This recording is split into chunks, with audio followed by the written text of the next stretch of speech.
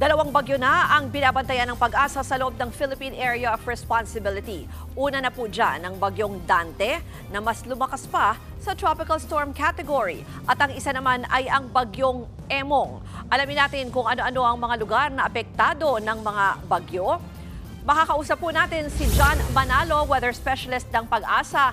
Magandang hapon, John. So ito, bagyong Dante at bagyong Emong. Ano pa dyan ang talagang direktang nakakaapekto sa bansa sa mga oras na ito?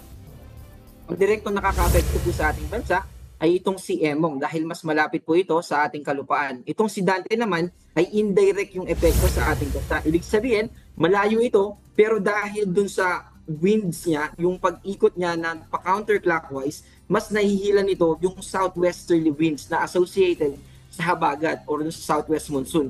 Ibig sabihin yan, mas madami yung mga magiging pagulan natin sa western side ng ating bansa. At dahil dito sa lapit pala ni Emong, ay meron tayong nakataas na mga signal number 1. At dito yan sa western part ng Ilocos Sur, sa Ilocos Norte, dito sa northwestern part ng La Union, western part ng Pangasinan. At yan po yung mga nakasignal number 1, ibig sabihin, malalakas na hangin po, yung pwede nating asahan. Also, yung mga dadalhin niyan ng mga pagulan ay dapat hindi po natin ipasawalang bahala. Dahil itong si Emong din ay yung ikot niya at bali specifically yung southwestern part nitong si Emong ay magdadala rin ng mga pag-ulan na associated din sa habagat. Kaya asahan natin na patuloy na magiging maulap at malalakas yung mga pagulan natin sa mga susunod na oras at mga araw.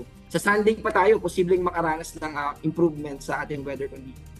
Naku, napakatagal pa nitong mga pag-ulan natin. Sabi mo hanggang Sunday pa. Ito bang bagyong Emong ba ay posibleng sino dyan ang posibleng maglandfall itong si Emong? Kasi nga ito'y malapit ba?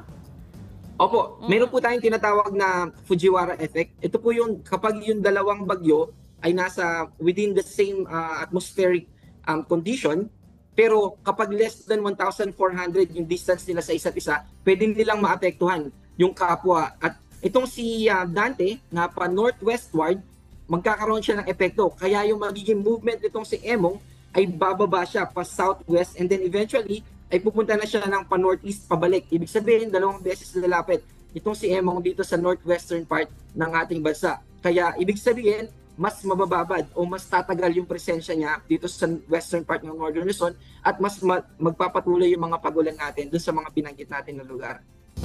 Ako nga, ayan, parang nag-iikutan sila. Kala mo nagsasayaw doon sa ating metra. Pero yung, balikan ko lang yung tanong ko about landfall. Pwede bang mag-landfall ito? Kasi pag ganyan, di ba, baka mas matindi yung epekto?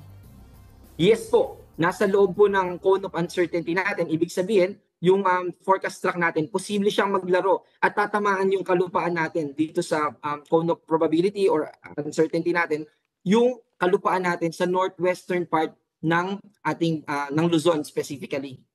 Pero huli na lang, itong mismong Metro Manila kasi may mga baha pa rin sa ilang lugar at even yung mga karating probinsya. Ano ang makakaapekto dito at inaasahan pa ba na magpapatuloy yung malakas na ulan?